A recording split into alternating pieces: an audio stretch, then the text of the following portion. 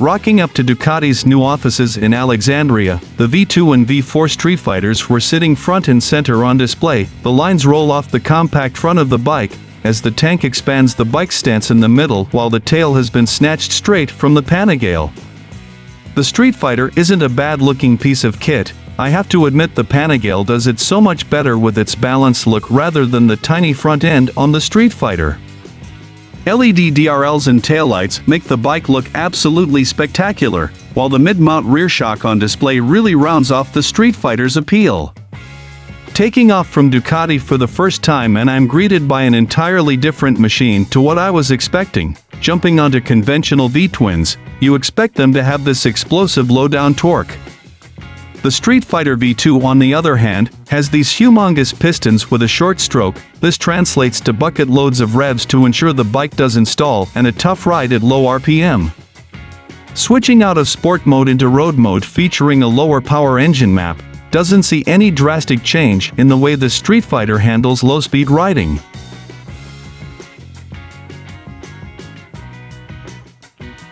The Streetfighter V2 uses the same cast aluminium airbox frame as the Panigale V2 and shares its wheels, 17-liter fuel tank, tail unit, and fully adjustable Showa forks and Sachs shock, albeit with more road-based damping settings.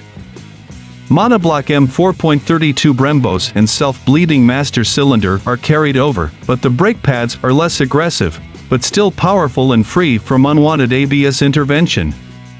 Styling and straight bars mimic the Streetfighter V4, but despite having no fairing, the V2 weighs the same claimed 200 kilograms.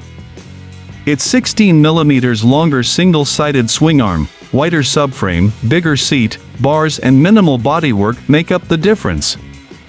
With handling as sharp as the Panigale V2's and without an excess of power to tie itself in knots, the Streetfighter V2 is easy to ride. It drops rather than rolls into corners at low speed, which takes a bit of getting used to, but its racy setup makes sense when you pick up the pace. The steering has sublime accuracy, and the harder you push the more it shines. It occasionally shimmies when you yank the bars to steer on track, like all big nakeds do, but it's always stable. Its 955 cubic centimeters V-twin Super Quattro engine is slightly detuned, simply because with its new nose it can't run the Panigale V2's gaping central air duct. It's down just 2 brake horsepower to 151 brake horsepower, and there's 2 pound-feet less torque, but it has a wide spread of easy-to-grab power, a hunger for revs, and a booming exhaust note from its underslung can. It's also Ducati's first twin with dedicated torque maps for groups of gears, so power delivery from first to third is slightly mellower than the upper cogs. Gearing is shorter by 2 extra teeth on the rear sprocket. For added hooliganism, you'll spend more time with the throttle wide open than the V4, which is where the fun comes, but with most of its power living high up in the revs and lots of electronic intervention unless you turn everything off, it isn't a crazed wheelie machine.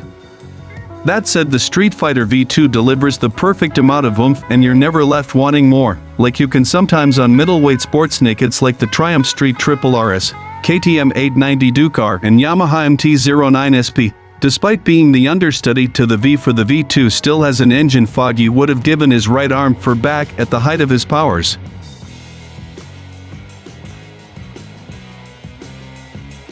There's no semi-active suspension, leans, and its 4.3 inches color TFT dash is on the small side and doesn't have Bluetooth connectivity, but the Streetfighter V2 comes with everything else: Brembos, Pirelli Diablo Rosso 4 rubber, traction control and cornering ABS, an up-down quickshifter, anti-wheelie, engine braking control, 3 riding modes, all with more road-biased settings compared to the Panigale V2.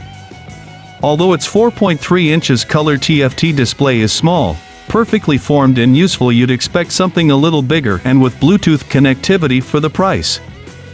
A full range of accessories is available, including an Acropovic titanium exhaust system weighing a useful 7 kg less and releasing an extra 4 brake horsepower, and you can have any color you want, as long as it's red.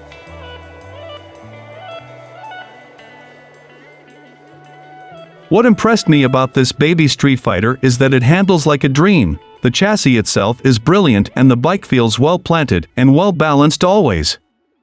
The front feels stable and the steering has pinpoint accuracy, the Streetfighter drops into corners with such ease that it's confidence-inspiring. A lot of that has to do with the fact that you feel more relaxed handling the lesser power output, the acceleration doesn't frighten you, and the throttle response won't make your heart skip a beat. In fact, the throttle can be open wide all the time, unlike the V4. With the V2, the harder you push it, the better it gets. The brakes are also less aggressive, so you can press them harder and stay in control, and the ABS somehow doesn't kick in at the wrong moment. At high speeds the handlebar felt a little jumpy, but the bike was always stable. The rear tire in the form of the 180/60 Pirelli Diablo Rosso fur allows for better side grip, which is fantastic for riding on the road. Windshield protection is obviously not the best on a naked, and that's why when you are cruising at 75 miles per hour, you might feel as if you were going faster.